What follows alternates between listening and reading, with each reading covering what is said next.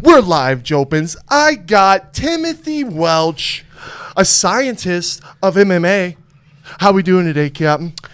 Doing good. Finally, thanks for having me on your show, Schmidt. And it's nice to see you doing this in your little setup here. He's got his phone set up.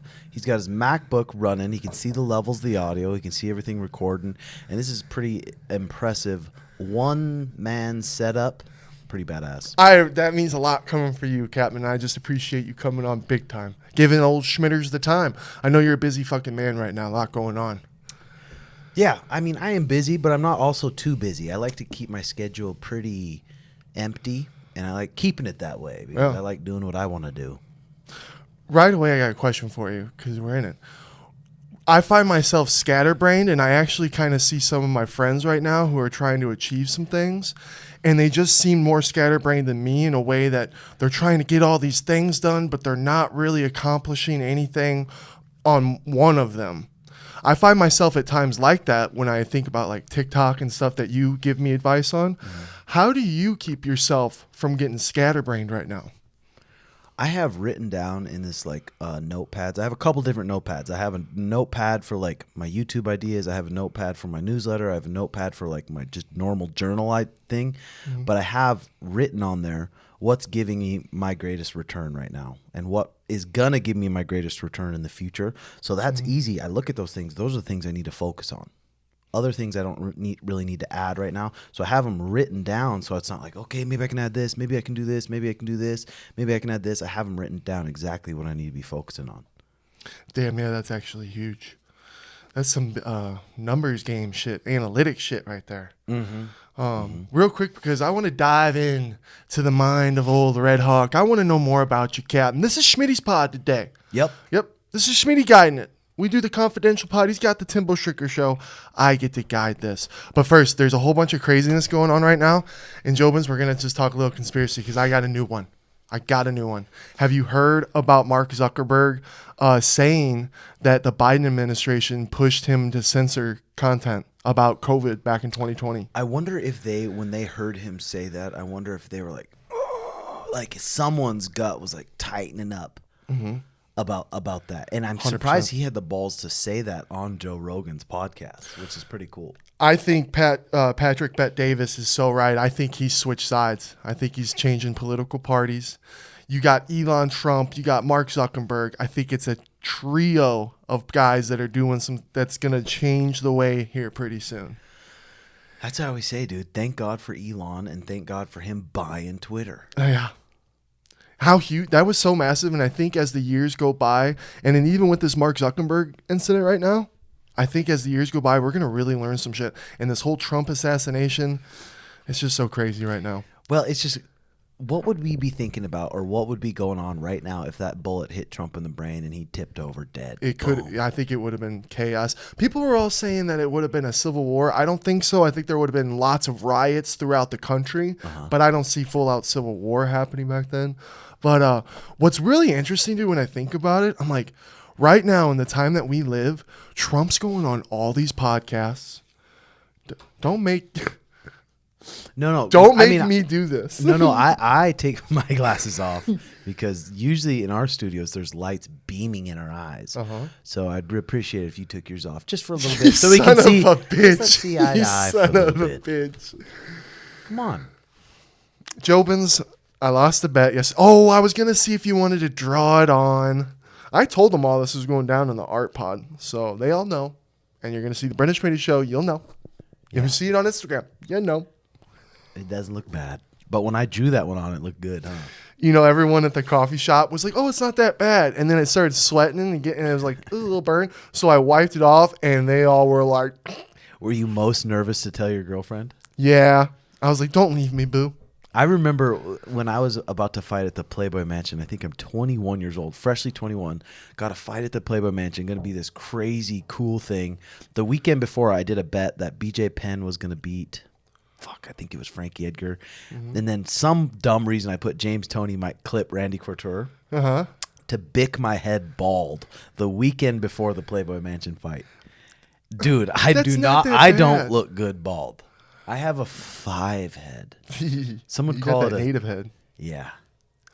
I need to know. It was bad. So was Hugh Hefner alive when this was going down? Yeah, he was there. Dude, well, how did you get invited to that? I had a fight with this kid, and we had a fight of the night in Canada, and I was 20 years old. Went up there. My coach didn't want me to take this fight because this kid's a good kickboxer. Went up there. I think it was my third professional fight. I'm like, no, I'll go whoop this kid's ass. I was just on a roll. I haven't lost a fight in like 10, 11 fights. So I was like, no, I'm taking it. I'm going to go up there and get paid. Went up there and just got fucking robbed. I mean, the kid booted me in the head when I was on all fours. I had his back in the second round in a body triangle. They stood us up in the middle. Just some bullshit calls. And then he kicked me in the head at the end. They call it a KO, but he kicked me in the head. I hit the mat, came back up, throwing punches on him.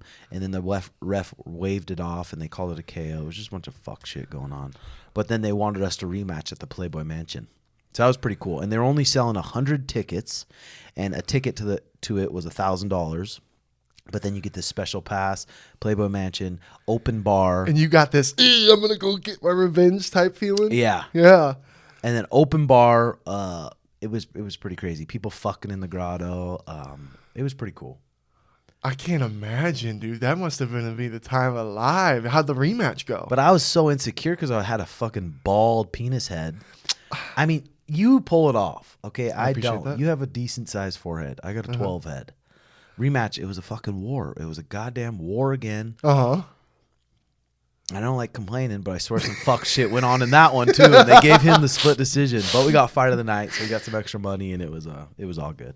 In front of Hugh Hefner, dude. That's massive. I've never heard that story from you before. How cool. Yeah, it was good. But hold on. Let me go back to You almost backed out. Schmitty damn near backed out on this bet. He was saying, I wanted out of the bet. As soon as I started losing, I wanted out.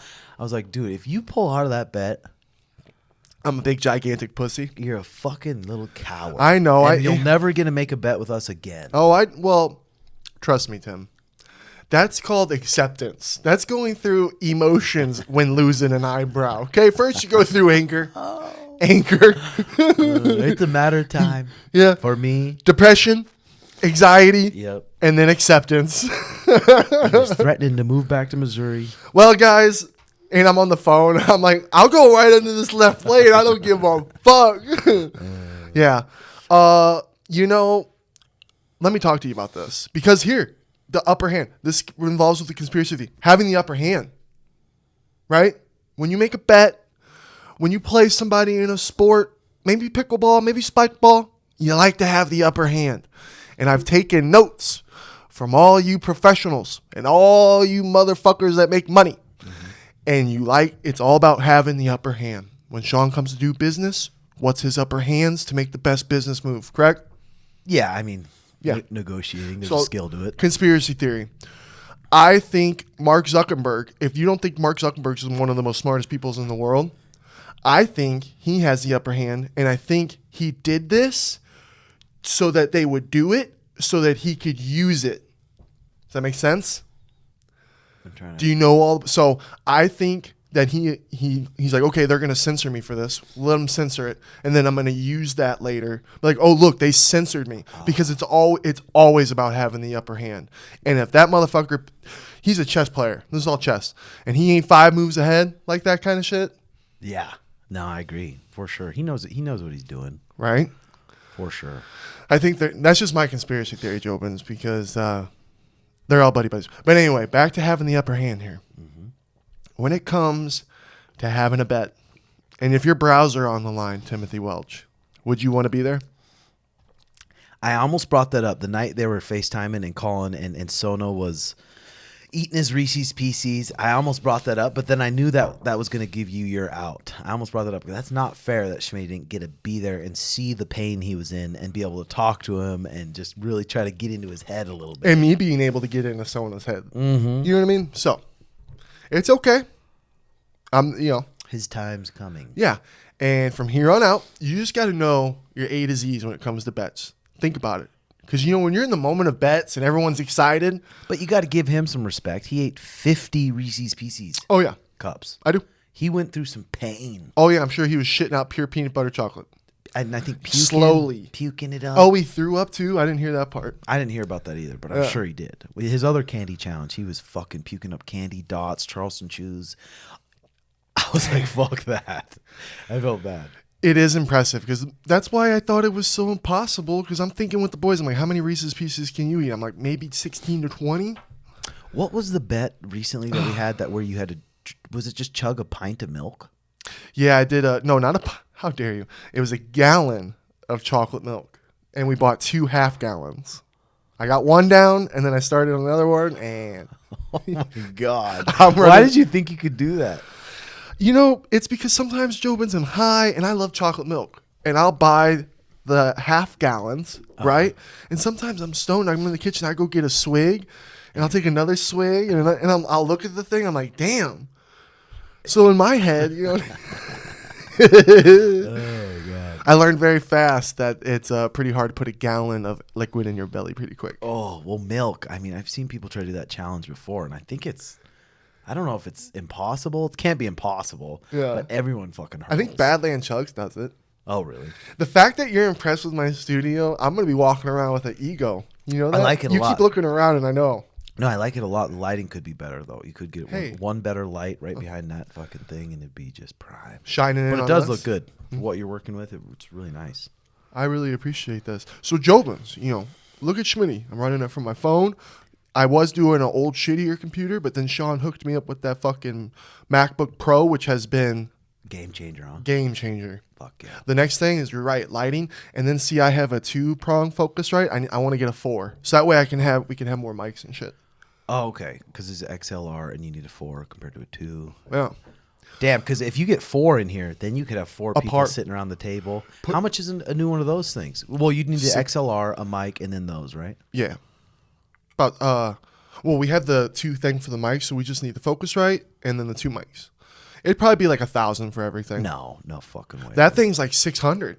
And Are these you were sure? like, yeah, and these were like, the mics were like $250 a piece, I think. These are nice mics. Those Shure mics that we use, yeah, they are nice. Those Shure mics that we use at the podcast, the ones that you sit on the couch with, those are $70, Damn. and they're nice. Yeah, but then I got to focus on putting. Look at this. Look at this. Yeah, Look at this. this is nice. Wow. But all right, Jobin. So I want to dive in to Mr. Tim Welch. 'Cause Tim, me and you grew up completely different, brother. Yes, we did. I grew up not religious, but I was born Catholic. My mom always wanted me to get into school, but I was like, Mom, and I had questions that she didn't know answers to, and I was like, I don't want to do that. I'd rather be with my friends. What was it like growing up like that? I want to go back to what are some of your first memories as a kid? When you really Dude, think about well, it. when they call it the truth, that's what they call the Jehovah's Witness organization, the truth. That is the truth, and you're lucky if you know about the truth. That's what they call it. They don't call it the religion. They call it the truth. Uh-huh. So it's like, okay, at a young age, you're like, oh, God, I know the truth. I know the truth. But then you have to go to school, and you got to sit down for the Pledge of Allegiance. You got to go to another room. When You had to sit down for the Pledge of Allegiance? Yes. We stood and you're up. a young guy. I know. That's what I'm saying. What the fuck's that? Everyone else stands up, but you're supposed to sit down, and you're just a young kid trying to be cool at school. For Christmas parties, Halloween parties, you got to go to another room, sit by yourself, watch a movie on the TV while all the kids are in there kind of playing their games, eating their candy. And it's like, at that time, I'm like, God, it's weird. This is the truth, and I have to be the one outcast, and then just going door to door, spreading the word, and just praying there wasn't a girl from my school that answers. You'd have to go door to door to actually talk about. Yeah, and say, hey, are you curious on what happens when you die? And how old are you when you're doing this? 6th grade, 5th grade. Damn. 5th, 6th grade, you know what's like, yeah, you know what's going on. You know what you're doing. You don't want to be there type Or you're shit. just insecure. Yeah. You're thinking about puss. And then... Brother, we had such a different... You grew up in a cult? You grew up in a cult? I mean, it's my mom hates calling it a cult, but it is. But they're trying to change it around. There's the governing body, they call it, can change the rules. So they're changing the rules around to make it not look like so much of a cult. But at the end of the day, come on, it's a fucking cult. It's a All cult. religion, really. My sister hasn't talked to my dad for 15 years because he got disfellowshipped, and when someone in your family gets disfellowshipped, you're not supposed to interact with them, and she doesn't talk to him in hopes that he'll come back to the religion just so they can talk to her. And I mean, that's a cult. Yeah. Wow. And it's weird because I mean, you'd go to Wednesday night, you go an hour and a half meeting, or you go read the Watchtower. They do some different talks. Sunday, hour and a half meeting. They do some talks. Then there's one day where someone else hosts a little Bible study, and it's usually an hour going over stuff, and you have to study before these things, so you can maybe give an answer or something. And then Saturdays is when you go to the door-to-door and stuff. It's not really that much crazier than any other religion. But how did it affect you growing up? So like when you were like 6, 7 years old, did you have friends and like what were you doing, or did you have to? You're not supposed to hang out with worldly people that aren't in the religion. So that's why no sports. They don't want you in locker rooms with people that are worldly or people that are going to sway you away from the truth. So you only have to hang out with kids that are already in the religion, which are mostly freaking dorks. That really is mind blowing, Captain. I mean, it is different, but there's a lot of good things. My parents probably wouldn't have got on the track they were on. Mm-hmm. They were living on a carnival. Literally, my mom was a part of the old time photo booth when she was 14 years old. My dad's just a scrubby Native American. Dropped out of school in 7th grade, I think. Hitchhiked from a reservation to Great Falls. Started working for the traveling carnival. Met my mom. He was 17, I believe, and knocked her up when she's 14 years old. And they're living on the traveling carnival. And then they find the religion, and then it kind of forces my dad. It gives my dad a little bit of guidance because both his parents died at an early age. He was bouncing around just living on people's couches. Gave him some guidance to be like, okay, I'm going to be gave him some actual morals. Mm-hmm. The religion did. Mm-hmm. So there's things to be thankful for about it, and there's things not to be about it. I feel more bad for my brother who, when we were heavy in it, mm-hmm. he was going through high school. So he was working at a movie theater. When he's into girls, he was a better athlete than me, way tougher than me mentally and everything. And he wasn't allowed to play any sports. He wasn't allowed to wrestle. He wasn't allowed to play football. He wasn't allowed to go and hang out with these people in high school years. So he had a lot tougher than I did, but. Isn't that weird? It is like, that's the one good thing I think about religion is that like your dad was lost and then helped them find purpose. I think that's what all religions do that, especially if you're super lost in life. And like you did that with jiu-jitsu. Like jiu-jitsu is almost the same way. And my mom's like the sweetest, most positive woman. And she's like, now she got divorced from her husband. She remarried after my dad. Remarried a Canadian. I moved to Canada for a year because I was going to still stay with my mom. I had a lot of guilt. I was like, I need to stay with the religion because my dad's not going to be in the religion anymore. Mm-hmm. And this guy's a fucking cuckoo brain. Like he acted this way. They ended up getting married, and he ended up cheating on her and doing stuff. But unless she has proof and he comes out and says he cheated on her, they can't technically be divorced, and she can't remarry unless he says it. Mm-hmm. So it's like she's sitting there single, but she has her faith, and that's what she relies on, faith and paradise after earth. And she's pretty happy and positive, but I'm like, God damn. Did you grow up with your parents fighting a lot, like yelling? And No, my dad always treated my mom so good, and I think that's a big reason why I treat Mariah so good, and I'm always loving on her. I really care about her, respect her a lot, because my dad always treated my mom with a lot of respect. They really, truly loved each other, and I feel like they're kind of, still, like my mom loves my dad. Right. But it's just the religion that kind of. Dude, it's so true, man. That's how it shapes you. Dude, my mom and dad, like, they loved each other. And my mom, like, she grew up Catholic. My dad grew up Catholic. And they weren't heavy like how your family was. Like, they believed in it and just being a good person, doing good deeds, don't do wrong. Just kind of half-assed in religion. Yeah. Believe there is a God. Talk to him. Not only talk to him when you need him, but thankful. My mom's super thankful. Like, she thanks God all the time. Not half-assing. I shouldn't say it like that. But I half-assed it. My mom.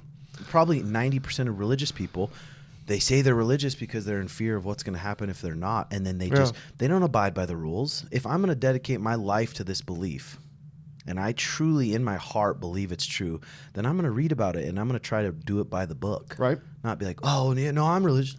That's why I really like my mom, because she's a strong person, and she saw things in the religion. She's like, no, I don't agree with that. You don't need to be like that. Mm-hmm. She has her own view on what God is. You know? It's hard to break those people who have that, because, You can't change any. Like if I come in with some atheism type thoughts or some like multiverse type thoughts, she'll just be like, oh, Yeah. you know. And some of these people that say they're religious, and you ask them, why do you believe that? And they'll just be like, just because. It's like, that's not your belief. That's someone else's. And Right. you're just going off of it. So. Well, my mom always believes in God because of signs, and she'll pray and things, and you know, she prays for things. I hit her with because she'll be like, "Oh, God answers all prayers," and I hit her with, "What about the kids in Africa? What about the wars going on with kids getting blown up in schools?" And God has a plan. There's a purpose, and that's why I'm just like, "Fuck, I don't know." Well, it's like what they say. I mean, as soon as something good happens, they're like, "Oh, thank God, He's answering my prayers." As soon as something bad happens, real bad, God works in mysterious ways. Yeah. Or I'm praying. I'm going to pray to God that he gets healed or something. I think there's something, Yeah. but it's so far past whatever our little brains can conceive. And here's another thing. How actually close were you with your mom and dad growing up? Were you tight with them? Did going through as kids with your friends and relationships with them? Did you tell them everything? Did you hide stuff from them? Oh, I mean, definitely hid stuff because of the religion and stuff. But I mean, my parents gave me all the basics of everything I needed. Mm-hmm. But we had 3 kids, so 3 kids is not like you're getting that much like quality time one-on-one with a parent. Mm-hmm. So really close. I mean, but not like, man, I tell them everything. They're my best friend. Close. Right. There's another difference between us because I was just my mom's only kid. My dad had 2 others, but they didn't live with us. And you were a little bit more of a mama's boy. Big time. Because my dad always, my dad was more like you. Like he would be like, "Oh, that spoil, whip him. I want to whip," but my mom wouldn't let him. And I can tell, even nowadays, sometimes when things and something you don't want to do or something, even like the bet, you're like, you start feeling, I maybe move back to Missouri, and maybe your mom would be like, "Yes, me, okay, you don't have to do it," and I'm like, "Not a fucking shot, buddy. You're doing it." I hope pity doesn't help. Jobins. He loves that when I make a joke, I'm joking in that moment because I'm upset.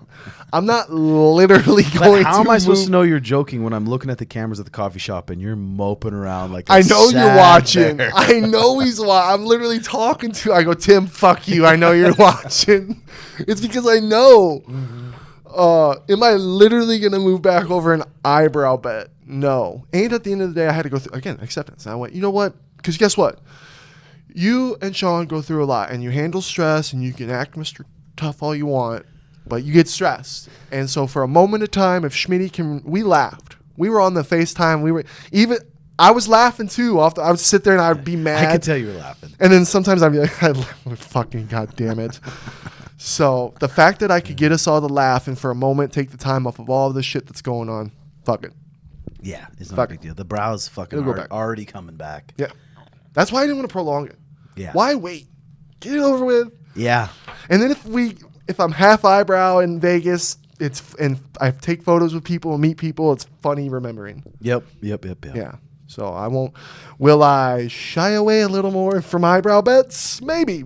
Will I do an A to Z? At least you didn't do it like Sean. He did it for $50 cash. I didn't get nothing. No bet. Nothing but some laughs. But yeah, dude. Because it's just interesting. Going back to what I was trying to talk about is when you have a high connection with somebody, that's when going into believing things outside. When I had that moment with my dad with the TV, because I'm a believer, I have to have something happen. I could think a light switch turns on and we think this place is haunted, and everyone's had their kind of moments. That's fun and all, right? Mm-hmm. But like when something actually happens and then you kind of take it in, you're going, "Holy fuck, that just happened." Mm-hmm. That's real. Like, so I really do think energy or something out of that. But I feel like it's like you got to be super connected, and you have to not look for the sign, but like almost be aware. Are you ever like, do you believe in that? Do you think have you ever had something that's made you think like that, like a sign? Like a sign that there's a higher power? Yeah. With anybody you've lost? Have you lost anybody close to you? I mean, I have no grandparents. All my grandparents are dead. I was never really that close with them. Mm-hmm. Someone like really close. I mean, my closest people are my dad, my brother, my mom and sister.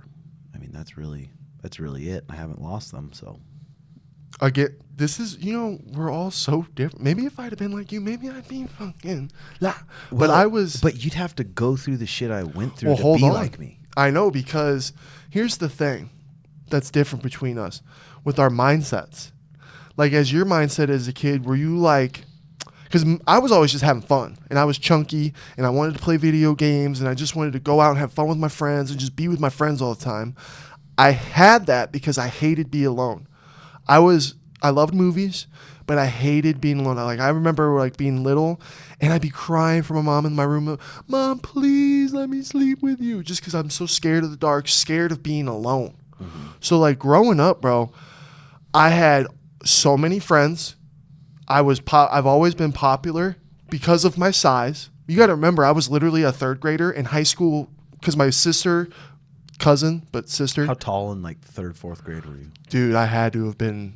I was in third grade is when I was becoming the same height as my teachers. So holy shit. Yeah, and then by the time I was in sixth grade, I was taller than all the teachers. Damn, sixth grade. Yeah, so my whole life was, is he gonna be a football player? Is he gonna be a football player? Yeah, but then my mom didn't want me. I wanted to play football. Fuck yeah. And what'd your dad say? Yeah, let's do it. But then my mom didn't really want me to. We tried. I had to do the camp. Why didn't she want you to? You know, because she didn't want her boo-boo to get hurt. My mom was so, dude, I couldn't ride my bike on the side of the road because my mom was so over, and that's because of loss. And that's where I'm getting at. Oh, I'm sure. I know we've all been through shit, bro. And my first memories are getting bullied for being fat. And that's because I was skinny until I had ear surgeries at 6 years old. And then I got put on steroids. And I remember just being hungry as fuck. I'd go in the fridge and take a bite of a hot dog. My dad would be like, quit fucking eating. I'm hungry. Mm-hmm. But my first memories are getting picked on and then death. I had my Uncle Ricky, who was extremely close with my mom. It was her best friend and her brother. And my Uncle Ricky got me toys. Like, he was just everybody's best friend. And he was such a good person. Like, one of those guys, you know what I mean, that would give his jacket off a back for a straight. Dies from AIDS. Her best friend. You know what I mean? And the AIDS... during the... What'd he get it from? Butt fucking? Chill. No. He did. He got it from a partner who also passed away from AIDS. That's wild. Yeah, dude. That was a big epidemic, right? Back then? Yeah, dude. And my uncle had so many... My uncle was a very popular person. Why is it not anymore? Dude, that's all. You can get dark with it, but it's just because medicine has gotten to where you can live with it and it can get controlled now. Damn. Yeah, but back then, I know if we were here right now and my uncle had AIDS, he'd be...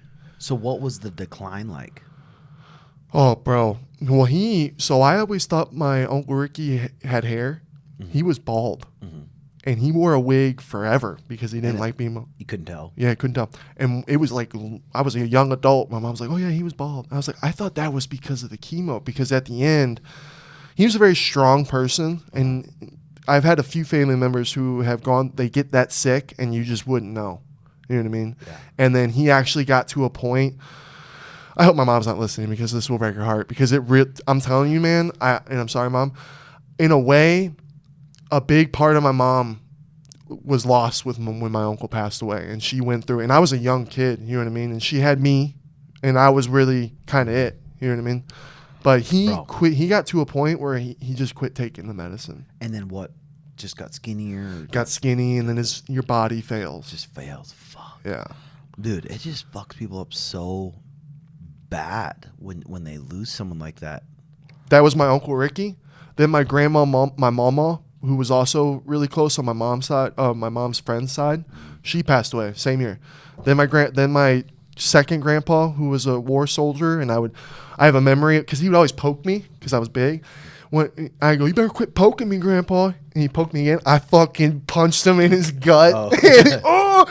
Liz, get your son away. I have a couple, like one time at my birthday party, and he's like, hey, Ricky, to this one of my mom's friends. I fucking punch him in his nutsack in front of everyone, and he just drops. But seriously, like big strings of death just kept happening. And then I lost a really close uncle when I was like 12 to throat cancer. And that was super crazy to go through. Because he was going to build me a go-kart at 14. Wait, how were you related to him? So, you know how I say Brendan's my brother? Yeah. He's not. My mom had you know how we're tight friends? I call you my brother? Mm-hmm. My mom had her high school friends like me her whole life. So they were like her sisters. So I would call them my aunts, but they really weren't my aunts. But they were like aunts because we went to all holidays, all like family. And so they weren't really related to me, but he was like my aunt and uncle. And we were real tight. My dad, she was kind of mad at my dad for a long time because he smoked a joint with them because he would still smoke weed through his throat hole. Wow. Yeah, he would fuck with you. I'd go, what up, Uncle Adam? He'd go, what up? And he'd show me, and I'd go, oh, put it away. Like, because he was tough, you know what I mean? And one day my dad's smoking a joint with him, and the joint got lodged in his throat. Oh. And then he got sick and passed away. And my aunt was super, like, you know what I mean? But, like, at the end of the day, he wanted to get high. My dad didn't mean to do anything. Yeah, for sure. But those kinds of things, like, it's just crazy how much death I've been involved with my whole life. Good friend of mine shot himself, killed himself at 15. One of my good buddies' little brother died from cancer. I went to a funeral with an 11-year-old boy with no arm. You know what I mean? So death is just, and I'm like, man, what does that do to me? You know what I mean? Well, especially your mom, too. That explains why she'd be so overprotective with you. Is my mic high enough? Oh, yeah, you're good. Is it perfect? Oh, yeah, you're good. I mean, that explains it. I'm watching this show called Plathville on Discovery Channel or whatever. The mom, she had a 2-year-old boy, and I think they had like 6 kids at this point. 2-year-old boy, she backs out the Suburban and runned him over. Oh, fuck. And she killed him. Oh, fuck. So ever since that, after that happened, she's just been this psycho, overprotective, overbearing mom, and the kids are just bitter at her for it. But it's like, God, you can't blame her. Right. It really does just, that's why, like, you know, I get emotional over things.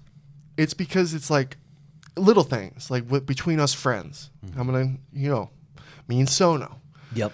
When I get so about it, it's just because it's like I really value friendship and brotherhood more than anything. More than money, unfortunately. And I know I need to be better at that. Money's a tool. Friendships can be tools, but like at the end of the day, when I love somebody, I love them. You know what I mean? They mean a lot to me. And you've had friends, Brock, Brennan, you've had friends throughout, I mean, damn near your whole life. And that says a lot about you. There's some people out there that can't keep a friend for longer than a fucking year. That's crazy. They just don't have friends. It's like, God damn. So, I mean, it's a good trait. That is weird to think about. Mm-hmm. Yeah. I always think, I mean, when I meet someone and they don't have like friends or friends that they've had for a long time, I'm like, damn, I wonder. Yeah. There are those people because I can, you know, you always say I'm really good at talking to people and all that kind of stuff. But at the same time, listen, youngest, I could be a recluse. Sometimes I'm like, man, wouldn't it be kind of nice to just kind of, if you could travel around and just have a journal and go live. I mean, you look at those things and you don't bring all the hard parts that would be, you think of just Bugs. the good parts. I know, I'm just getting sick. I mean, just fucking be way harder than you think. All right, so I need to know. No, but the death thing, it's like, even with Jakar's brother got murdered, like brutally murdered by this schizophrenic kid. And like the kid tried to stab someone in the previous month or whatever. And they put him into a loony bin, let him out, and then he killed his brother. And it's like, I don't even know what to say. It just sucks. Like, and you said a good thing, just like whatever. What did you say? Just let them know that you're there for them, that you love them. Really, it's just fucking, just kills you. It happened to my buddy Frank too. His brother committed suicide, and it's just like, for me, I'm like, I would need to find a mind mechanic, I think, because I wouldn't want it to affect the rest of my life, and I wouldn't want it to affect all my loved ones around me, how I act. Mm-hmm. So I'd want to go to a mind mechanic, maybe a therapist, and maybe they could try to rewire it in a different way. But yeah, I don't know what the fuck I would do. My answer is I'm super fucking blessed, and the people that I have in my life, and I know not everybody has this, but you, Sean, my mom is a saint, and she's so smart, and so many other people, Brendan, Brock, my really close friends, who I'm a talker, and it actually killed, like, I'll fucking die if I don't talk about it. I have to talk about it because I like your guys' I need to be put in my perspective. Your guys' advice really settles me. It gives me direction, and it just kind of regrounds me. And that's why I'm always like, a lot of people say psychiatrists and all that are really healthy, really good. But I'm like, I just feel blessed because it's like, sometimes just a little comment from you can kick me and can really fire me up. And that was just a little comment out of your natural mouth. Yep. You know? Yep. You've always been a good leader, Tim. Have you always been like that as a kid? I don't know where the fuck it came from, but I was running practices, running classes when I was 20 years old. And a bunch of guys that are full-grown adults in the class, and I'm kind of running the class and stuff. I have no idea where that came from. With your religion not letting you do sports, when were you able to start doing sports? Right when I moved from Canada, I had to make the decision. It's like I had all this guilt, like, oh, you're going to go live with your dad. And I had these elders coming to me and talking to me about, hey, like, you don't want to make this decision. But I just, like, at that age, too, it's like a hard decision when you think you know the truth. And if you go against the truth, then you're not going to go to paradise. And this thing you've just been having engraved in your head. And I just made the stand. I'm like, no, I'm going to go live with my fucking dad. Right when I went and lived with my dad around 8th grade, then I was able to start playing sports. That's sick. What a crazy... Your dad has a movie life. You have a movie life. It's insane. So when did jiu-jitsu come into your life? I started training jiu-jitsu when I was 18 years old. My dad brought me to this taekwondo gym in town, and the head instructor was like an Olympic taekwondo guy. And he had a blue belt in jiu-jitsu. So he taught basic triangles, basic arm bars, and I thought that was so fun. But mostly it was fighting, wrestling, boxing, striking. I really fell in love with jiu-jitsu when I was probably about 25, 26. Once I had these back-to-back surgeries. I had all these surgeries. I'm fighting as a professional. Mariah's having to work full-time. I'm fighting as a professional, barely getting by, driving a shitty Prius. My car blows up. I don't have money to get another car, and I'm being broke, and I'm still a professional. And when you fight, you get little chunks of money. Okay, you burn through that. But then I get these surgeries back to back to back to back to back, and I'm just like fucking beating myself up. Then I started hanging out with Taquino and then going over to his gym and just watching him teach and going through his beginner program. Where did you meet Taquino? At the lab. At the lab? At the lab. And I was like, this little guy, he's not very big, and he's fucking everybody up in the room. Everybody up in the room. I'm like, I need to learn from that guy.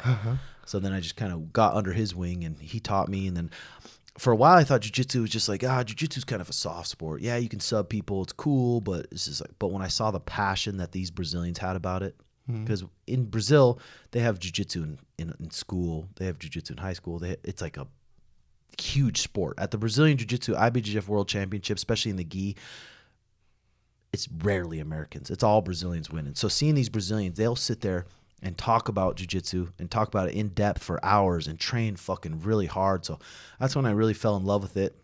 And then I knew the type of instructor I had, Taquino. I'm like, he's the best in the fucking world. So I just loved learning from him. And that's when I really kind of fell in love with it. That's sick. What were your first steps to getting your first dojo? Because you started out in just a small garage, right? Well, I was teaching the amateur team at the MMA lab. For how long? Probably a year, I'd say. And then Taquino said, hey, he gave me my brown belt, and he said, do you want to teach at one of my affiliate schools? And I'll just pay you. And he was paying me like $20 a class to teach. Just like your students now, just like your senseis now with some. I pay him a lot better. A lot more. Yeah. Look at that. Yeah. But then they wanted to get rid of that whole program. So I had probably 15 students there. They wanted to get rid of the whole program, but then one of my students, Ray's like, hey, I got this old mechanic shop. It's $900 a month. We went over there, and that video's on YouTube too, and it's pretty cool to go back and look at. And 15, probably 10 of my students followed me over. So 10 of my students at $120 a month. That's $1,200. So it's enough to cover the rent and then make maybe $300-$400. But then slowly grow. And then we grew to, I think, 25 students, and then moved over to the 2,000 square foot place where you came to visit. And then grew to, I think, 60, 70 students, 80 students, I believe. Then we moved over to this bigger one, and now we're at 300 students. You're always so good at starting businesses. Like, it's not bare minimum, but you know where to invest the money smart to where you're not overpaying, where you know to start to get by so you can get it rolling and then gradually grow as you go. You've always been yeah. Well, that gym that got rid of the jiu-jitsu program, he got $150,000 out loan, and then he got another $175,000 out. He tried to just go big. So now he's 300 some K in debt. Like, I need to get numbers through these doors. I don't care the quality of the classes. I don't care if I know these people's names. I just need to get numbers. And I never had to do that. Thankfully, I never had to get loans out. But You're all these snowballed. businesses, especially with jiu-jitsu is one thing. It's like, you're not going to see success for a while. Anything, like even these podcasts, you're not going to see success for a long time. But you got to just be happy doing it and stay consistent with it. And then 10 years later, it just turns into something fucking great. And everyone's like, oh, man, must be nice to be you. Must be nice to be able to do what you want. I'm like, bro, if you had to go through the shit I went through my whole 20s while people are sitting at home moping about their lives or what they want to do when they're 20 years old, I'm in the gym getting my fucking ass beat every single day, and then going back the next day getting my ass beat, and then going back the next day and getting my ass beat, like going through shit, going through surgeries, being broke majority of my life, and then now I get here. But people don't see all the other shit. Yeah. Well, something that I think you have that most people don't have, and you knew what you wanted to be, it seems like. That is one thing I'm very lucky. Yeah. You knew you wanted to be an athlete. Mm-hmm. You wanted to be a fighter, and you were really good at staying strict at knowing what it takes to become a good fighter. Yeah. Now, me as a kid, I'm watching movies, I'm making people laugh, I'm hanging out with all my friends, I like doing fun stuff. I always wanted to be an actor. I always wanted to be a comedian. Always wanted to make my own movies, but I didn't know what to do. I'm like you. I'm like you with religion, but with school. My life was like, oh, you got to go to school. Make sure you get good grades. Hey, are you getting good grades? Good grades, A's, good grades, good grades. My whole life. Mm-hmm. But that whole time, I still remember 8th grade when they came in. They're like, all right, guys, here's your thing for high school. And it's like questions of like what you want to be. And I remember just sitting, and I'm like, I don't know what the fuck I want to be yet. I'm only 14. Yeah. And I never really, it wasn't until I weirdly got my college degree, my bachelor's degree in social media studies. And I picked that just because I was like, I looked at the shit. I'm like, oh, well, that all seems pretty easy. I'm going to do that. I think, I don't know where I learned it, but I mean, even when we were in Montana, I was training 19 years old, professional fighter. And I'm like, these guys, they're not showing up to practice. I want to be around someone who's living this life as a professional. So randomly hit up this guy named Pat Healy on Twitter. Mm-hmm. He lives in Oregon, trains at Team Quest. And I said, hey, can I rent a room from you? Just out of nowhere. He said, yep, you can rent a room from me. Went out there, rented a room from him. And I was around guys who were professionals making a living at what I wanted to do. Mm-hmm. And I'm like, well, I mean, that's going to be the recipe. Figure out what I want to do and then try to get around guys that are actually doing that for a living and just take tips from them and just be under them. One thing I've always been good about in jiu-jitsu and MMA and boxing, always finding someone who can fuck me up. Mm-hmm. As soon as I'm in a room and I'm the best guy in the room, I'm researching. Is there someone in the area? Is there people in the area who are better than me who can fuck me up? Mm-hmm. And then just going and learning from them. And then knowing I want a gym, being able to learn from Taquinho, who already has a gym, who's already a world champion jiu-jitsu, has students, and just being able to learn from him. So finding experts in what I wanted to do and getting myself around them as much as possible. That's me right now with you and the boys. I mean, you get upset. You're like, I want to do this. I want to do this. I want to do this podcasting. I want to do this. And you're doing it. I mean, you're being consistent over years. But one thing, driving here from the gym, I'm like, this is a good 20-minute drive. Mm-hmm. That's 40 minutes a day that you could be having, whether it's a YouTube video, a podcast about how to make this happen even more. I was listening to that pod you sent me, and it was really good. I only got like 20 minutes in, but it's just so good. Keep listening to that. Yeah. But dude, especially on YouTube and now podcasts, how to make a successful podcast. Thousands of YouTube videos will pop up. How to become successful on YouTube. Thousands of videos will pop up, or any of that stuff. I mean, that's 40 minutes a day that you could just be fucking gaining more knowledge and learning. Or blast suicide boys. Here and there. They're growing on you. You know it. I know you jam them. But no, you're right. But it's the thing, though. It's it's the passion. And you got passion for podcasting. That's why it's a matter of time. Especially for you, I always talk about this. Kevin Kelly talks about having 1,000 true fans, and that stuck out to me. You already have a base of fans that people would kill to already have. Oh, I know that. I see other channels. And I'm like, damn. I see this one guy. He's 60 some videos in. He's just got a few views. I'm like, damn. There's a guy who's super passionate about podcasting, but just doesn't have the opportunities that I have. Yep. I'm super fucking blessed, and I know it. Yeah, that's fire. That's why I'm on the grind, baby. That's why we on the grind. We're grinding. Damn. You're looking at me like you got to go. Zero. No, I'm chilling. We're chilling still? Thursday's a pretty chill day for me. Okay, cool. Fire. All I have on the agenda is Call of Duty later, then I'm going to hit some hits, then grapple. Okay. I got plenty of time. Okay. Who all, and when you first opened your dojo, who all was who's still training today that was there? Johnny for sure was a day one. He's my brown belt now, and I always say it, but dude, he was a puss. He was a puss. Really? And now he's one of the leaders at the gym. You know what? I had a moment with jiu-jitsu because of Johnny where I was like, shit's real. We're working out, right? And here's Johnny with a 45 on each plate, just going, and he goes, it was my 8th set, man. But I'm like, here's this skinny guy. And I'm like, here's David. Here's Matt Scoggins. These big jacked guys who are pushing weight, just insane weight. And here's Johnny flipping them around on the mats like they're his little brothers. Yeah. Dude. Yeah, I mean, fucking jiu-jitsu, you got to learn how to train. The people, I see people, okay, first of all, Johnny's super passionate. He's obsessed with the sport. He loves it. Comes in more than anybody else. But then he goes with people, gets tapped out, and doesn't let it ruin his practice, ruin his day. Just learning to get tapped out and know, like, hey, I made a mistake. There's somewhere in this little sequence before the submission happened where I made a mistake and trying to figure out where that was. I mean, even me, I have my students. Garrett fucking tapped me out the other day. I mean, my students are tapping me out. Garrett got you? That's good, I mean, he's Garrett. not the only one.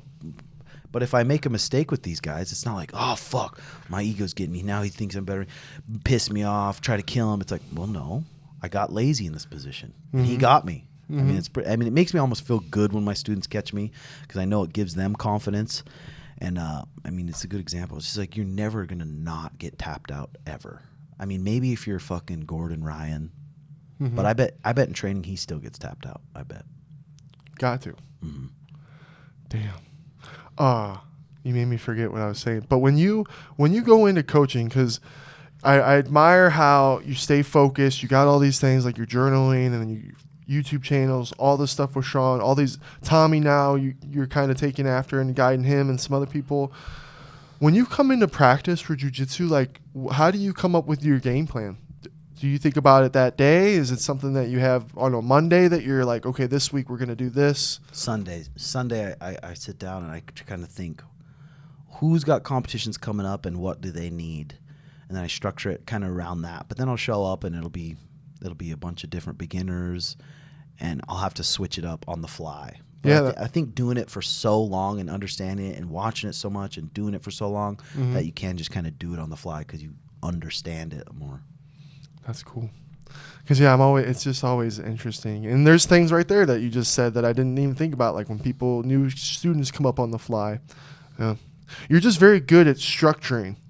And then what I think is fun is when you do King of the Hill and you know how to matchmake. You're matchmaking everybody. Trying to get them even. Yeah. And that's because it's like you know everybody's weaknesses. You're so good. Like I can't imagine what it's like having to have all these students under you, knowing how to promote them, knowing when they deserve to be promoted. All of them too. Not just like, you know what I mean? Yeah. That's fucking hard. The more people you get, it's like trying to remember 300 people's names is fucking hard. I remember I read like this Albert Einstein book though about how to remember things, and that really helped. Some of the little tips it gave me in there, looking at someone and trying to remember their name and what to do. So that kind of helped a lot. But dude, there's people so much better than me. There's instructors and jiu-jitsu instructors that are so much MMA instructors, striking instructors that are so much more high level than me. Yeah. Always going to be, right? And that's what it is. That's what you don't want to be. That's the thing about martial arts. It's never fucking ending. I'm still learning shit. Still learning shit and stuff still clicking. And I've been doing it over a decade. Yeah. Another thing you're really good at is when you how you study fighters. Like each person that I've watched you study for Sean's opponents, you'll say things. I'm like, damn. You have that coach mindset. You know what I mean? You just have that thing. It's very fun to watch because as a regular guy, I don't have that. Yeah. I mean, like I said, I'm thankful I found something I was super, super passionate about. Mm-hmm. With Sean too, it's like, man, we've grown up together. Like we've grown up together. He's taught me so many different things about business, about hustle, about like just believing in yourself. Mm-hmm. Like he's taught me a lot about that. But growing up with him, sparring with him, rolling with him, cornering him in all of his fights, watching all of his sparring, Mm-hmm. knowing what he's confident in with both stances, sparring him in front of him, knowing what freezes me up. Like I've sparred with a lot of high-level world champion guys, and knowing what freezes me up, I think that helps a lot. Plus we have TJ. TJ, the blue belt at the gym, he does these in-depth breakdowns of each opponent. He did it for Peter Yan. He did it for Aljo. Did it for Cheeto. He did it for MERAB. And I tell him, I say, hey, I want to know where MERAB's head's at anytime someone stands orthodox. What side does he shoot on? What side does he shoot on when they're southpaw? What does he do after he gets rocked and hurt? Like when Marlon hurt him or Henry hurt him, what does he do? Where's his head at? What does he do? And he breaks down all these things and turns them into little GIFs or like memes so he can watch that, and then he can structure the pads and the knockout shots kind of around that. Damn. That's some next level analytics. And then just having Sean rep it and rep it and rep it and rep it and then try to hit it in sparring. MERAB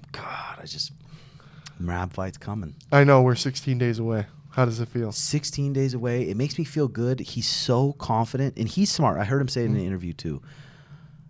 Being overconfident can get you in trouble, and I've seen it so many fucking times, dude. The fight camp goes perfect. You're healthy.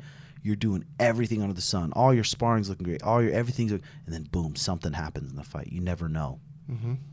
So that's what scares me. I'm never going to be overconfident going into a fight like we're going to fuck this guy up. The last time I was so overconfident in a fight where I'm like, this kid has nothing, there's no way he does anything, was the Cheeto first fight. And then that happened. I'm like, that's another fucking learning lesson. Never again. Never again I'm going to be so confident going in there. Every time I go in there fight week, be like, all right, there is a chance this guy could fuck you up. So we got to focus on what we can control. Yeah, that's why I'm honestly a little upset, and I know a lot of the fans are, with how like DanaWhite's been saying, oh, the Spear's the show, when it's like Sean is the show. And right now people were hating on me because I was talking about John Jones and shit, but right now I think Sean and DDP are the two champions right now that if they go through the list are they'll go down as some of the greatest champions ever. Do you think DDP has the potential to do that? I think so. Really? I think so. Will it be in a way that we like? No. I don't think so. That would be fucking insane. Right? If he's able to do that, because he's not like a freak anywhere. He's not like a sniper on his feet. He's not this crazy Olympic wrestler. He doesn't have crazy good jiu-jitsu. He's kind of just well-rounded all over the place. So if he could become great like that, that'd be insane. And he's risky. With the way that he shoots in, that's not going to work against everybody. Someone's going to find the button. Yeah, someone like Sean, I can see it a little bit more because he's so special on his feet. So I could see him doing it before DDP. But well, I'm just meaning like the lineup that these boys have. They have such like MERAB on a 10-fight win streak. People hate MERAB. Like a lot of people are shitting on MERAB, but like he's a real killer. I know when Schmitty's always talking shit and making these fun videos, but I look at MERAB as the most serious thing ever. Some people are saying that Aljo was more of a threat than MERAB. What are your thoughts on that? 100%, dude. You see Aljo on the ground. When he gets someone on the ground, he doesn't just posture up and fucking punch on him. As soon as you take someone down and you posture up and make space and you punch on them, that's giving that bottom partner an opportunity to get up. Aljo doesn't give you that opportunity to get up. He takes you down, crawls up to your hips, crawls up to your body, passes your guard, mounts you, forces you to give up your back, and now he's on your back with those long, strong fucking legs. He's an expert on the back. That is way more of a problem than someone like MERAB. He's going to take you down. He's going to try to punch on you, but he's not going to really hold you and keep you down and grab like a Habib-style wrist ride and beat the fucking tar out of you and take your back and dominate a position. You know what I think? I think Aljo's more dangerous. You know what I think when you say that? Then what? I think he got emotions. He made emotional decisions. Who? Aljamain. That got him caught. Yeah. And you cannot do that against Sean O'Malley. Well, I mean, way back in the day, you heard Aljo talking about Sean before Sean was even close to being in the top 10 or anything. And he's like, man, that kid's special. Man, that kid's special. Man, that kid's scary. So I think when Aljo finally had Sean in front of him, it kind of starstruck him a little bit. I think, but I mean, I could be wrong. He has that about him. Sean has a way of making people nervous. I've seen it. I got nervous when I first met you guys. You know, I get nervous sometimes when he just raises his eyebrows and asks me a question. How did you feel when they were? How crazy of a moment was it?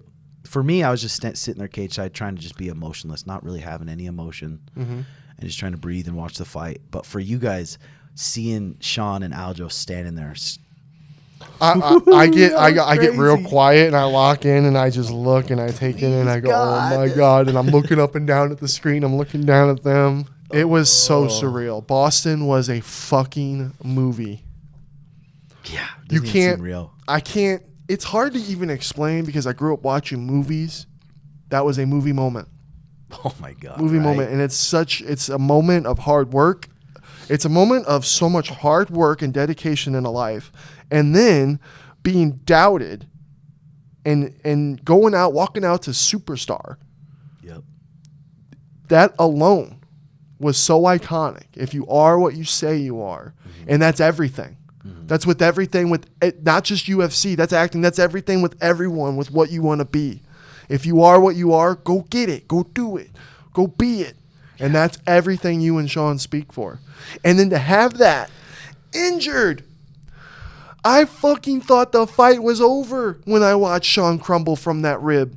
I ran to that fucking CVS, and I ran back, and I thought it was over. And then for him to do that, and then to go out and knock out Aljamain, who you're saying, like what you just said. And guess what? It's so surreal how all this plays out because I was a fan of Aljo. I've been watching the sport for a long time. I've always been a fan of Aljo. I was out in Lake Tahoe watching. I was like, let's go Aljo. And then to become friends with you guys and all this, I knew Aljo was a threat to Sean. And for Sean to do what he did. Magical. Magic. Movie. I mean, we could break some news here. I know. It's just unfortunate, but it's going to come out, and I'm sure Tommy's going to come out with it too. But Tommy got fucking injured Tuesday night. We're 7 days out from the fight. Had the best fight camp of his life. At least a 10-week fight camp. I mean, he's been working for more than that. Dialed the fuck in. Weight's good. Comes in Tuesday. I wanted him to kind of get just a flow roll, some sweat. Came in, he wanted to go live. So I'm like, okay, I'm going to put him with some guys that aren't going to hurt him. I mean, he's fine. Depleted on nutrients. I mean, he's not eating a lot, but his mind's confident and he's feeling good. So he's going live. Gets put down on his shoulder and fucks his shoulder up really bad.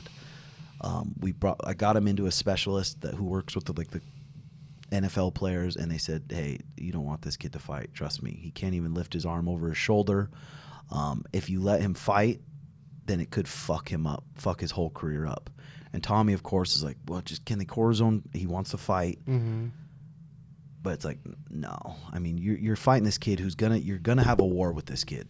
12-0. You can't lift your shoulder. And Tommy's the type of kid who's like, I'll go and run it and just see what happens. But told the UFC, the UFC, they understand. This is the fight game. It's so fucking brutal. These guys are cutting so much weight, trying to work out hard.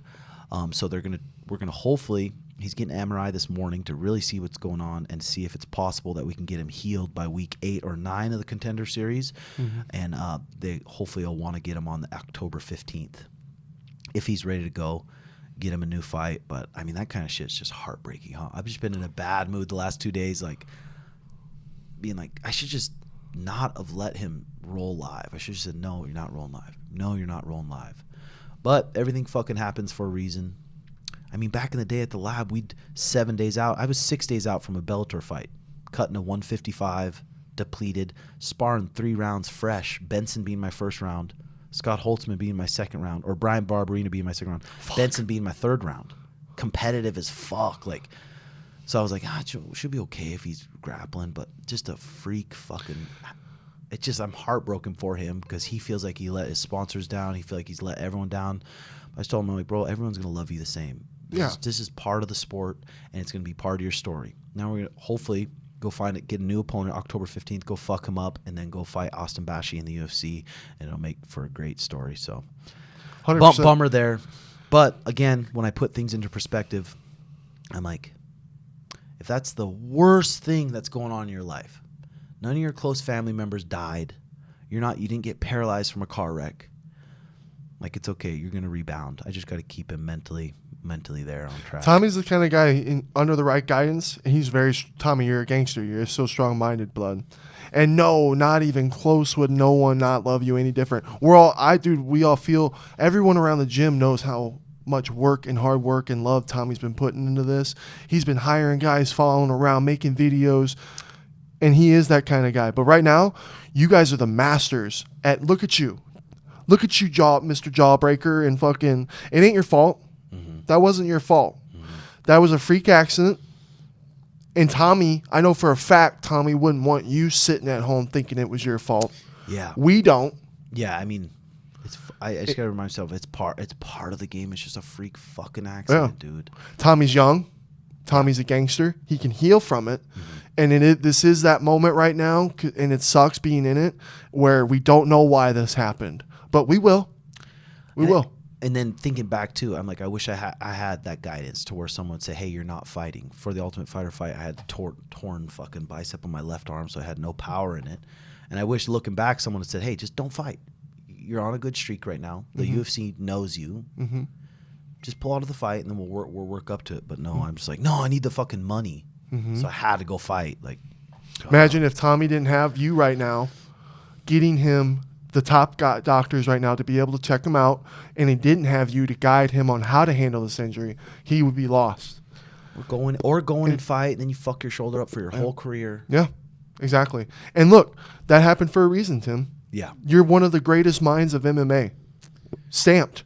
I don't really like when people say that. I know you don't, and that most people who are the greatest, they don't like being, and it's a big title. Well, I mean, there's just so much more that I need to learn and do, and that's what makes you great, Captain. A lot of people, you know who I hate? The people who think they know it all, and they're like, "Oh, I know everything. I can't learn more." I hate those people. Yeah, I mean, fuck. Even when you're a black belt, and you were like, "I'm learning every day." Not everyone's like that. There's people out there. I got a black belt, bitch. I know you can't teach me. How dare you? I mean, I think in the martial arts, it's easy to be a little bit more humble just because, all right, you think you're the best in the world? Go fucking win IBJJF World Championship then. Oh, you can't? Maybe you're not. You don't know everything. Yeah. Like, Yeah. Like, so in martial arts, it's easy to be humble because there's always someone that can fuck you up. Yeah. Same with Sean. I mean, even with Sean, people are like, oh, man, is it hard for you not to just be so? It's like, no, come in the room. I'll put you with some guys that'll humble you right now and show you what's up. Like, yeah. So he's good about that too. Being humble. I love when you teach people just a liver shot, a simple liver shot, and what it can do to you. Mm-hmm. A liver shot will humble most people. I think if you give someone who's like in a moment of they're mad over something ridiculous, and you're the outsider, you go, hey, hold on, whoop-ah. Yeah, liver shot. Fucking. I learned that from a young age. Going with this professional boxer, Leo Bercier, 17 years old. He was a boxer in Great Falls, pro heavyweight. Picked me up in his car, brought me to the boxing gym, and concussed me, dropped me with multiple liver shots. And I'm like, God, if I can get up after that guy puts me down over and over, then I can get up from anyone. And so the liver shot, unless you've never felt a real liver shot when you're breathing the wrong way or you get hit when you're not expected, it paralyzes your body. Mm-hmm. I still remember the day I learned my liver shot. We were at the lab, and Tim's like, all right, let me give you one, Schmidt. And you didn't give me a real hard one. You just gave me a little one. And it didn't drop me, but I felt it. Yeah. And then you dropped Brendan. And I was scared out of my tire. And you're like, he'll be fine. He's fine. Just breathe, Brendan. Brendan's, I think, dying in front of me. So, yeah, definitely liver shots can humble you. I was about to say something. And I lost it. Let it flow. It's all right. A little moment of science. That's one thing I learned about that Modern Wisdom podcast. They're not afraid to just... Modern Wisdom, the Chris Williamson, he's probably one of the biggest podcasters now. He's got like 2.5 million on YouTube. But they're not afraid of the little moment of silence. That's what I've tried to get better at with podcasting. Not like all right, well, fuck it. All right, we're done. Yeah. Because you run out of something. Ooh, no, it hit me again. Because I want to know you. So your mindset right now and how you feel. UFC Noche, it's gonna be so freaking cool. This is one of the most unique events throughout the whole entire company's history. How does it feel to be a part of that? Besides, put Sean away. Let's put Sean away. I know you're a coach, and I know you're focusing on Sean. We all know the focus is on Sean. That's obvious. But just how do you feel being a part? Like, how do you feel about it? Pressure to have him be ready to go. Mm-hmm. Pressure to have him healthy, Mm-hmm. and just pressure to get the fucking fight done. Just because what's on the line is just so much. Mm-hmm. So it's just pressure. But I do try to remind myself, fucking enjoy it a little bit. Yeah. Enjoy the process. Enjoy fight week. I try to remind Sean too. But it's hard when there's so much on the line. Right. Well, it's just, I guess that is like, again, me just being your guys' best friends. When I get to Vegas, it overwhelms me. So I can imagine like. So say we had the Sugar Show FC and we're having the big fight, Mm-hmm. and it's the first Sugar Show FC, but you have a guy who might fuck you up, and you're in it. You're in the fight card. How much are you gonna be like, oh man, this you're is part so of the cool Sugar Show part. FC. You're thinking about, oh shit, I could get fucked up in front of everybody. Yeah, in front of the spear. Yeah. No. Yeah. You're right. It's hard, but I can't imagine. It's a good. But it's all that hard work. Yeah, because you guys have worked really hard, and I think it's just as a fan, as your guys' friend, it's so cool for Sean to be a part of this event. And yeah, to be honest with you, brother, now that I've made friends with fighters, I hate watching you guys fight. I love it, but I hate it. I know. But I know that's not a good, like, I know that's no way to be a good mindset. Like, my mind, like, obviously I want you guys to go, money. I want you guys to have that mindset of we're going to conquer it all. But this sport is just brutal as fuck. I was rewatching the Chuck Congo and Pat Barry fight. Congo. Sorry about that. Uh-huh. We all know that one. And that's fighting. And that's what can happen. You can be winning 5 rounds, 4 minutes and 57 seconds, 3 seconds left, clipped. You know what I mean? Yeah. That's what made me nervous, especially with the Cheeto fight. I just know Sean wants to put him away, do something cool. But I'm like, brother, just fucking let's win. Let's just win and get out of here. Yeah. On to the next. You're right. It's just so cool. Very unique time to be alive right now, JOBINS. Very awesome card. Tim, thank you for being on the pod today. That's already an hour? Oh, dude, I think we probably hit a little more. That flew by. We could keep going if you want. It don't matter to me. Let's get it. Okay, fine. Let's get into girl talks. Let's talk about some chicks. Let's go for another 10. Yeah, okay. Let's do it. You and Mariah are college, was when you started dating. Who was your first sweetheart? Before Mariah? Yeah. Oh, this girl named Tasha. And I thought I just visioned my future with her, and like she's and her parents. I'm like, this is going to be my girl. And she was a year older than me, and then I'm a senior, and she went to college. And then I found out she's fucking her ex in the dorm. And just crushed. Crying in my room. My dad come and so it's going to be all right, buddy. Just like, brutal. But I'm sure a lot of people go through that. Hold on. You cheated on her? No, she cheated on me. Oh. Mm-hmm. That's what I thought, but then for a second I was like, wait a minute. You cheated. Oh, Tim. Oh.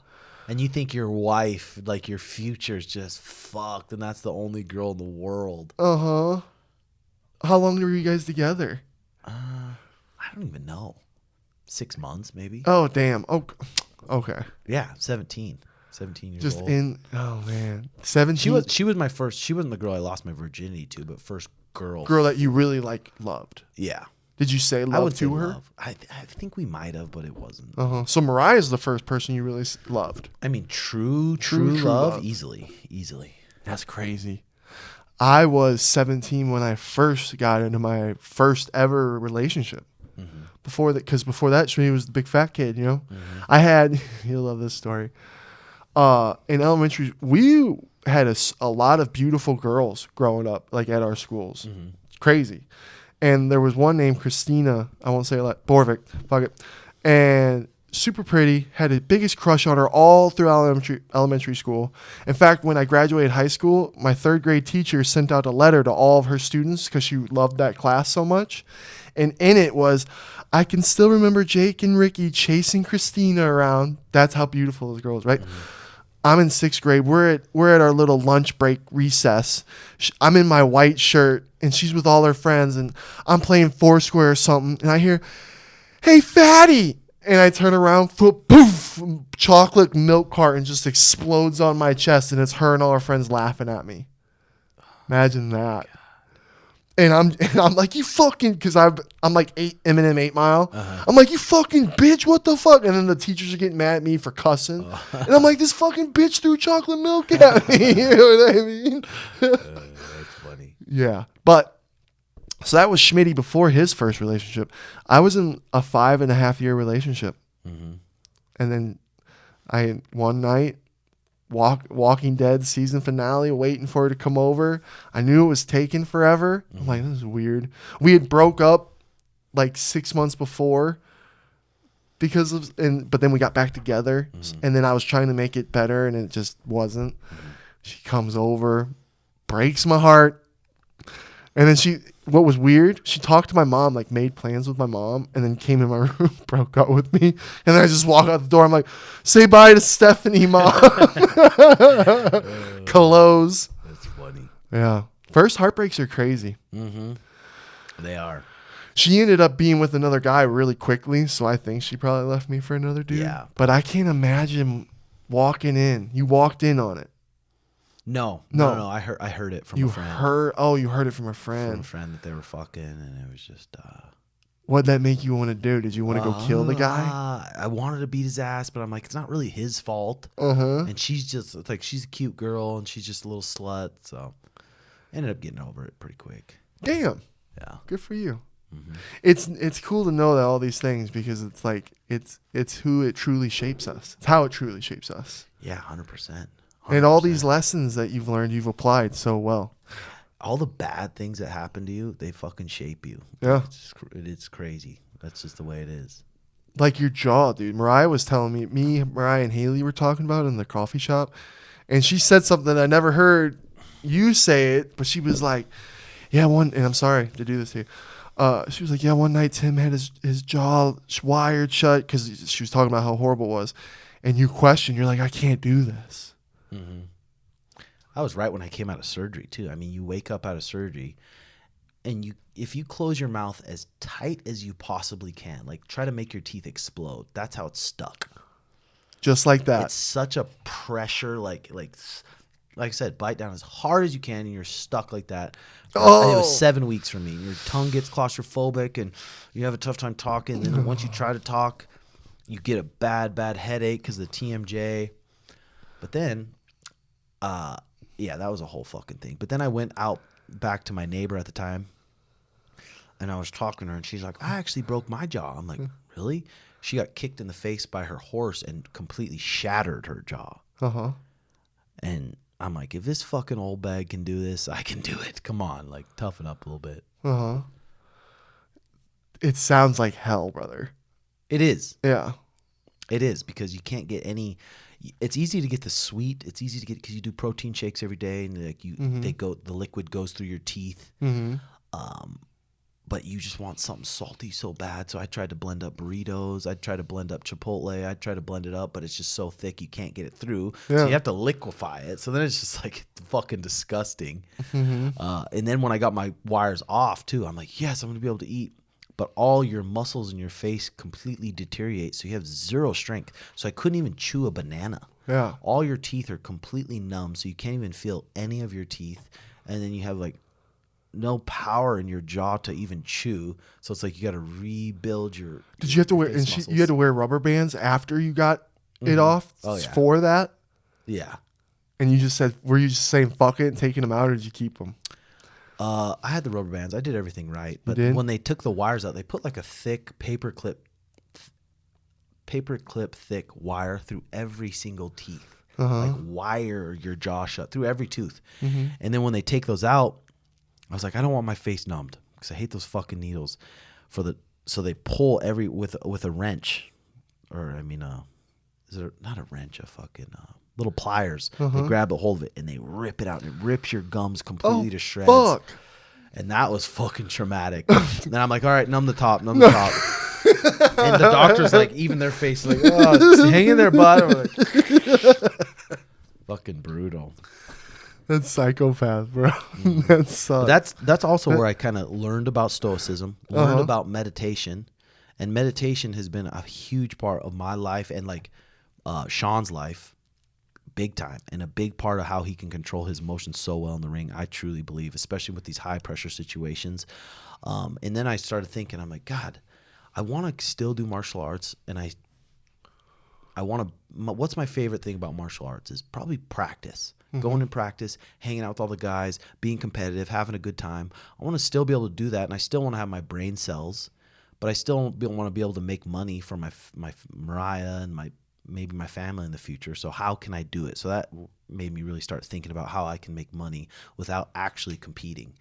And it fucking put us where we're at now, and it's way better than... It's weird how like true suffering is the like biggest motivator or life like lesson. It's weird though. It also can go both ways. I mean, you see true suffering make people fucking get addicted to drugs, get addicted to pain pills because they want to be numb and they just don't want to feel anything. And then they eat really bad and they have really bad habits. And then they start have a mindset thinking, poor me. They look at successful people and like, yeah, they lucked out, but just poor me. This stuff happened to me, and just start wallowing in it. So it can go two ways. Yeah, big time. Well, man, it's like when you break your jaw and then you're like, fuck, what do I do?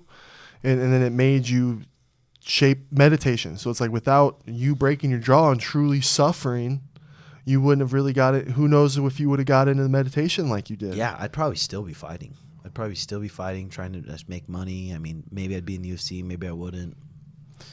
It's weird. The fight life is fucking brutal, dude. Yeah, because Sean even said that it's like when he suffered is when he really was able to enjoy the rewards. It's like, damn. That's deep. That's with fucking anything, dude. You Right? see these people who aren't suffering, you build problems in your mind. You don't have anything to do all day, and then now randomly you have anxiety. Mm-hmm. You haven't done one tough thing in the day. You haven't done a lift. You haven't done a cold plunge. You haven't done something tough. So you make up these fucking problems in your mind. For me, common. I notice my anxiety's bigger when I don't suffer. So like a good hard workout is when I do feel really good. Mm-hmm. It's just it's just being consistent. Well, it's probably hard too, because do you take big rips right before bed? No. When's your last rip? What time? Well, I'll get home and usually I'll smoke and then eat and then go to bed. Sometimes when I'm either smoking in the night or doing edibles, I get up and I'm like, fuck, I have negative shit going through my mind right away, Mm-hmm. and I don't want to crawl out. But I know for a fact, just get myself going, and I get in that weight room, and then 10 minutes, it's like, all right, thank fucking God I did that. Yeah. Like you have to force yourself. I try to tell myself, I'm like, Schmidt, this is life. Every day. This just needs to be part of your life. Mm-hmm. And it's not looking at, because it's the mindset.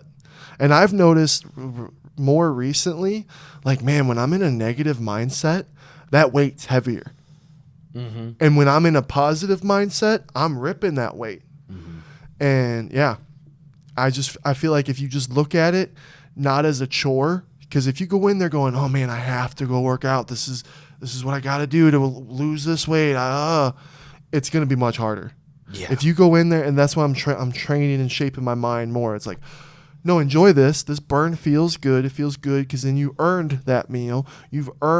I sleep better. I notice the harder I push myself, the better I sleep at night.